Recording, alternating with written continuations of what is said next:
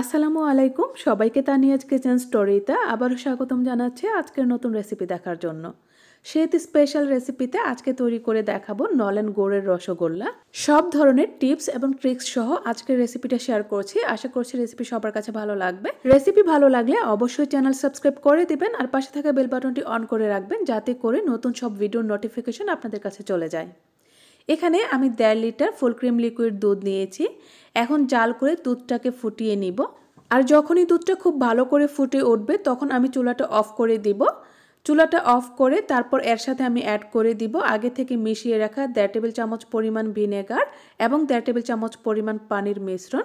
অবশ্যই চুলার জালটা অফ করে ভিনেগার মিশ্রিত পানিটা মেশাবেন, এতে করে ছানা শক্ত হয়ে যাবে না আর পরবর্তীতে মিষ্টি তৈরি করার পর মিষ্টিগুলো ফেটে যাবে না। ছানাটা যখন ভালোভাবে কেটে যাবে তখন কিন্তু পানিটা এরকম হালকা সবুজ হয়ে যাবে।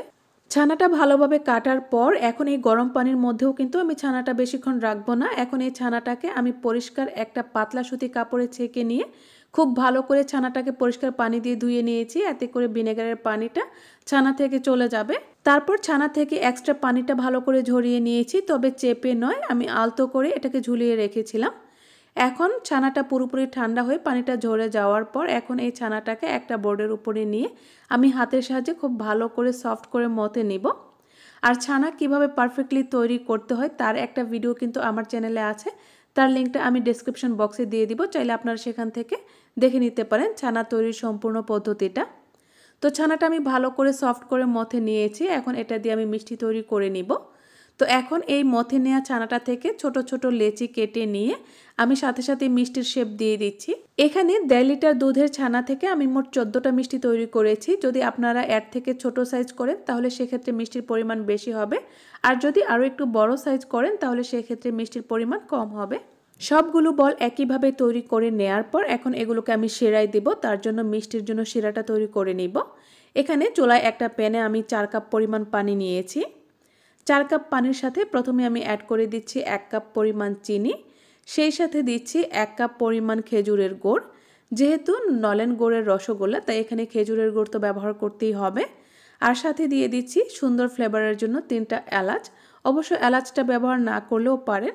এবার ভালো করে জাল করে শিরাটা ফুটে ওঠা পর্যন্ত আমরা অপেক্ষা করব। আর যখনই শিরাটা খুব ভালো করে ফুটে উঠবে তখন এর মধ্যে আমি তৈরি করে রাখা মিষ্টির বলগুলো দিয়ে দিচ্ছি। শিরাটা খুব বেশি ঘন করার দরকার নেই, ফুটে ওঠার সাথে সাথেই কিন্তু বলগুলো এর মধ্যে ছেড়ে দিতে হবে। সবগুলো বল দেয়া হয়ে গেলে এবার ঢেকে দিয়ে চুলার আঁচটাকে হাইতে রেখে আমি 10 মিনিট কুক করে নিব।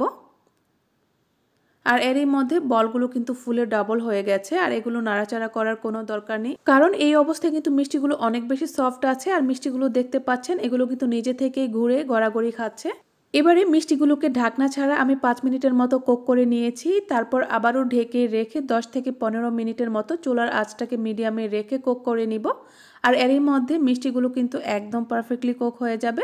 আর মিষ্টির কালারটাও দেখেন অনেকটা চেঞ্জ হয়ে গেছে। এখন ঢেকে দিয়ে সম্পূর্ণ ঠান্ডা হওয়া পর্যন্ত আমি অপেক্ষা করব। আর পুরোপুরি ঠান্ডা হওয়ার পর আমি এগুলোকে সার্ভ করে নিয়েছি। অনেক বেশি নরম তুলতুলে আর রসে টইটুম্বুর হয়েছে। যদি রেসিপি ভালো লেগে থাকে তাহলে কিন্তু অবশ্যই ভিডিওটিতে লাইক এবং কমেন্ট করে দিবেন আর আপনার ফ্রেন্ডস এবং ফ্যামিলির সাথে শেয়ার করবেন। আল্লাহ হাফেজ।